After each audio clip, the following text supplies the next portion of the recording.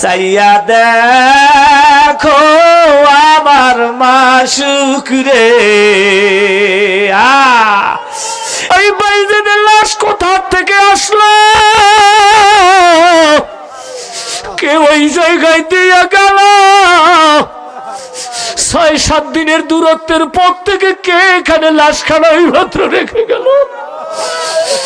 এ বাবা, মরবা তো মরবা, কোন জায়গায় মরবা তুমি কি জানো, আমি কি জানি?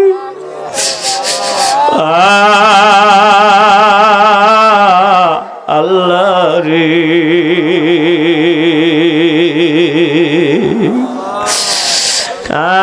চোখের পানি যুবক ভাইয়া সারো। অমা মা গো,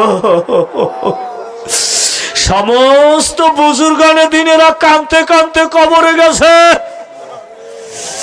কান্না ছাড়া গুনাহ মাফ হবে না।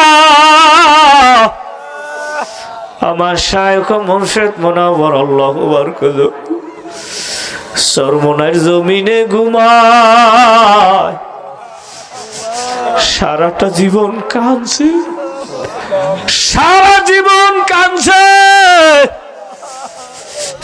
রাতের বেলা রাত গভীর হলো, শায়খের কান্না বাড়ত।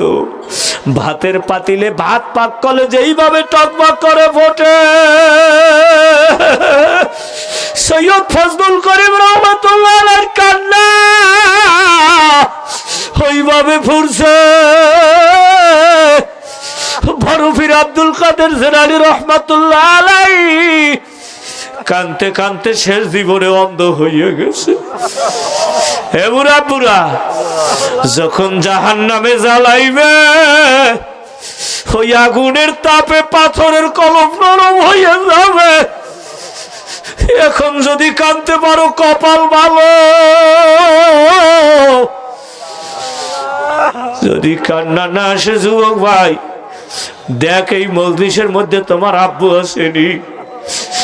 বাবার গলা জড়াইয়া ধরিয়ে ক বাবা দোয়া করো, আব্বুরে তোমার হাত খানা আমার মাথায় উঠাইয়া দাও, তোমার হাত দিয়ে আমার মাথায় একটা মোছা দাও। দেখো আমার মাওলার রহমত কামলে দরবার। আয় কে আছে আমার কাছে, একটু আয়, আমি একটু দোয়া করে দেই।